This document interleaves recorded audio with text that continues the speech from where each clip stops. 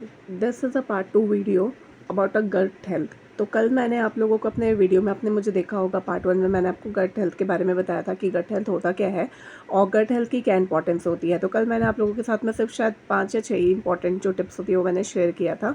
तो सबसे पहली बात आप लोग समझ गए होंगे कि हमारा जो गट है, हमारा जो डाइजेस्टिव सिस्टम है, गट क्लीन रहना कितना ज़रूरी है। अगर हमारा गट क्लीन है तो उसका असर आपको पूरी बॉडी में देखने को मिलती है। गट होता है वो बहुत ज़्यादा ही मेन इंपॉर्टेंट पार्ट होता है हमारी बॉडी का, जो उसको क्लीन रहना बहुत ज़्यादा ही इंपॉर्टेंट है। तो कल मैंने जो आपको बताया था वो मैंने आपको बताया था कंप्लीट इंपॉर्टेंस। तो उसमें से कुछ पॉइंट और रह गई थी जो मैं आज आपको बताने वाली हूँ। तो कल लास्ट पॉइंट मैंने आपको बताया था अबाउट अ स्किन, कि गट हेल्थ का स्किन से क्या रिलेशन है, राइट, कि स्किन में क्या असर देखने को मिलती है। अगर आपका गट क्लीन है तो वो असर आपको आपके स्किन में भी देखने को मिलेगी। बिकॉज क्या होता है, समटाइम हमारी बॉडी की जो हार्मोनल होती है, हार्मोन्स में चेंज आती है, राइट। अगर आपका गट क्लीन है तो वो आपको अपने फेस में भी देखने को मिलेगा कि फेस में क्या चेंजेस आ रहे हैं, स्किन हेल्थ में देखने को मिलेगा क्या चेंजेस आ रही है। कभी कभी क्या होता है, जब हमारी गट क्लीन नहीं होती है तो क्या होती है, गट क्लीन ना होने की वजह से हमारे स्किन में हार्मोनल इम्बैलेंस हमको देखने को मिलता है। और just because of hormonal imbalance होने की वजह से हमारे स्किन में हमको क्या चीज़ें देखने को मिलती है। सबसे पहला आपका आता है एक्न। हमारे स्किन में आपको दिखेंगे एक्न, पिंपल्स। तो ये सारी स्किन की जो डिजीज़ हैं, जो प्रॉब्लम्स है, आपको देखने को मिलेगी। तो अगर आपका गट हेल्दी है तो ये गट क्या करता है, गट की जो माइक्रोबायोमी होती है वो क्या करती है, इन सारी 3 चीज़ों को, एक्न, पिंपल्स, सेरोसिस और एक्जाइमा, इसको हील करने में हेल्प करता है। तो इसलिए गट मेंटेन रखना, हेल्दी रखना बहुत इंपॉर्टेंट है।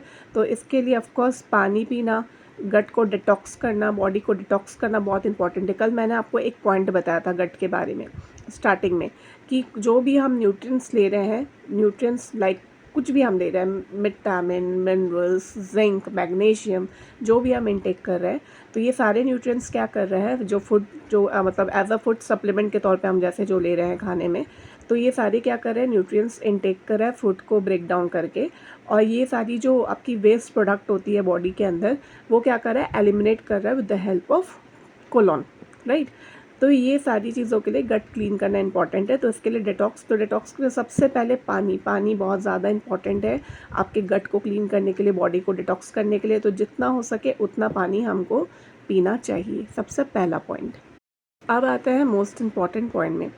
हमें देखने को मिलता है कि आजकल लोगों को कैंसर की बीमारी बहुत ज़्यादा हो रही है। कैंसर की बीमारी just because of unhealthy eating, हम बाहर की अनहेल्दी चीज़ें खा रहे हैं। तो जो हमारी स्मॉल इंटेस्टाइन होती है, तो वो उसकी जो स्ट्रक्चर होती है जस्ट लाइक अ पाइप, स्मॉल इंटेस्टाइन की जो स्ट्रक्चर होती है। और अगर हम उस पाइप के अंदर में देखेंगे तो पाइप के अंदर में हेयरी लाइक प्रोजेक्शन आपको देखने का मिलेगा। और उसमें क्या होता है, एक स्प्लिंटर जैसा मीन शेप रहता है, अंदर स्प्लिंटर सरफेस होता है जो कि स्लिप करता है सरफेस। तो अगर कोई भी न्यूट्रिएंट्स अगर हम खा रहे हैं तो वो क्या हो रहा है, सारे न्यूट्रिएंट्स जा रहे हैं वो स्पिंचर सरफेस में। तो वो क्या हो रहा है, उस सरफेस में एब्जॉर्ब हो रहे हैं सारे न्यूट्रिएंट्स जाके, जो हेल्प कर रहा है हमारे गट को क्लीन करने में।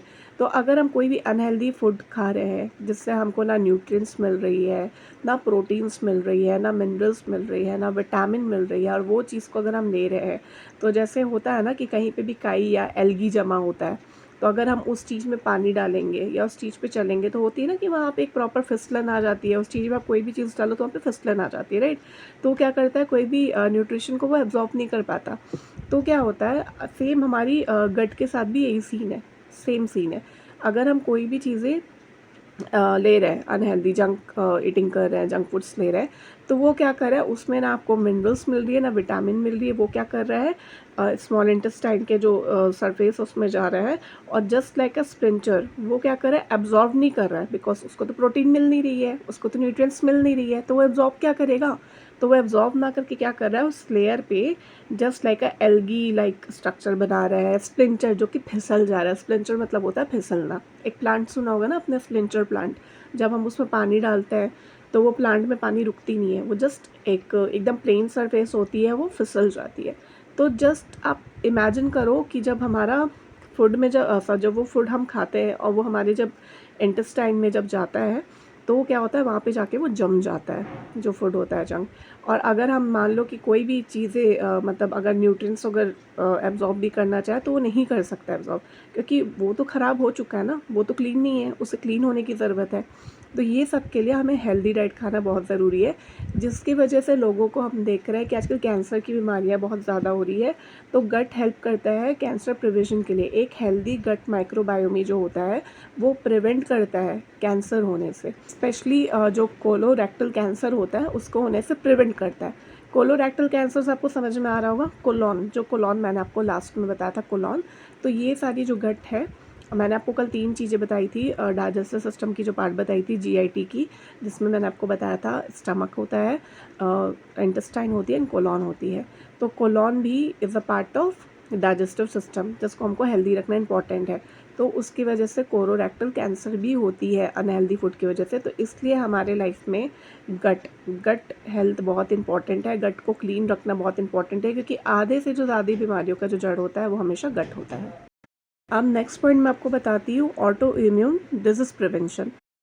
अगर गट माइक्रोबायोमी इम्बैलेंस होता है तो it link to various auto immune disease. ये काफ़ी सारे ऑटो इम्यून डिजीज से लिंक हो जाता है, जैसे कि rheumatoid arthritis, lupus and sclerosis. अब बात करते हैं ऐसी कौन सी चीज़ें हैं जो हमारे गट हेल्थ को ख़राब करती है, मीन्स हमारे गट हेल्थ को डिस्टर्ब करती है। सबसे पहला पॉइंट आता है पुअर डाइट। पुअर डाइट में हम जो भी प्रोसेस्ड फूड बाहर की खा रहे हैं, जैसे पैकेट वाली चीज़ें हम खा रहे हैं, चिप्स खा रहे हैं, कुरकुरे खा रहे हैं एंड बहुत सारी चीज़ें हम खा रहे हैं, ये हो गया। दूसरा हो गया शुगर, एंड तीसरा जो हमारा है वो है अनहेल्दी फैट्स। ये सारी चीज़ें हम जो खाते हैं तो इसके कारण जो हमारा गट माइक्रोबायोमी है वो क्या हो जाता है, इम्बैलेंस हो जाता है, मीन्स उसकी जो बैलेंस है गट में वो बिगड़ जाती है, जिसके कारण हमारे गट पे अफेक्ट पड़ता है, हमारे गट के हेल्थ पे अफेक्ट पड़ता है। तो प्रोसेस्ड फूड में क्या होती है, प्रोसेस्ड फूड में अगर हम देखेंगे जो पैकेट के जो हम खाने वगैरह खाते हैं, चिप्स वगैरह खाते हैं, तो उसमें क्या होता है, आपकी जो कोलेस्ट्रॉल होती है, फैट होती है, ये सब हमें बहुत ज़्यादा देखने को मिलती है। तो क्या होता है, कोलेस्ट्रॉल अगर क्या होती है, कोलेस्ट्रॉल अगर जब बढ़ जाती है, राइट, तो कोलेस्ट्रॉल लेवल बढ़ने के कारण हमारे हार्ट पे इफेक्ट आता है, और हार्ट पे इफेक्ट आने के कारण आपको पता है कि हार्ट ब्लॉकेज की इश्यूज़ आती है, हार्ट अटैक की इश्यूज़ आती है, कार्डियक अरेस्ट की इश्यूज़ आती हैं। तो इसलिए हमें जो प्रोसेस्ड फूड है वो मेनली अवॉइड करना चाहिए। ओन सवाइल इट्स ओके, क्योंकि आजकल के लोग तो मानने वाले हैं नहीं, तो ओन सवाइल चलता है, बट अगर हम इसे अपने हैबिट में ले आते हैं तो this is not good for our health. Second point, antibiotic and medications. क्या होता है कि समटाइम्स हमें एंटीबायोटिक्स लेनी पड़ती है और हम कुछ मेडिसिन्स लेते हैं। तो कभी कभी क्या होता है, जो एंटीबायोटिक्स और जो मेडिसिन्स होती हैं वो भी जो हमारे गट होती हैं, गट माइक्रोबायोमी को, उसको डिस्टर्ब कर देती हैं। तो एंटीबायोटिक्स और मेडिकेशन से भी थोड़ी बहुत प्रॉब्लम गट्स में आती हैं। Then stress. तो स्ट्रेस हमें कभी नहीं लेनी चाहिए। स्ट्रेस लेने के कारण हमारी जो हार्मोनल होती है वो इम्बैलेंस हो जाती है, और हार्मोनल इम्बैलेंस की वजह से बॉडी में काफ़ी सारी चेंजेस देखने को मिलती हैं, और ये सारी चीज़ें गट हेल्थ को डिस्टर्ब करती है। एंड उसके बाद आता है स्लीप। हमें proper at least 6 to 7 hours proper sleep intake हमें करना चाहिए, बिकॉज अगर आप नहीं सोएंगे तो आपको बहुत ज़्यादा एनजाइटी लगेगा, स्ट्रेस लगेगा। तो sleep is very important. And या स्लीप का अगर बोलेंगे कि गट हेल्थ से क्या लेना देना है, तो लेना देना है, बिकॉज क्यों इनका लिंक है आपस में, इंटरकनेक्शन क्यों है, क्योंकि जब ह्यूमन बॉडी रेस्ट कर रहा होता है तो उस टाइम जो बॉडी की जो मेटाबॉलिज्म होती है वो एक्टिवेट हो जाती है। तो मेटाबॉलिज्म उस टाइम पे काम कर रही होती है, डाइजेशन वगैरह प्रोसेस वगैरह हो रही होती है। और प्लस स्लीप इसलिए इंपॉर्टेंट है क्योंकि ये आपके माइंड को, जो आपके ब्रेन में जो होने वाली, जो मैंने जो आपको पॉइंट में बताया था कि क्यों इंपॉर्टेंट होता है, मेंटल हेल्थ के बारे में बताया था।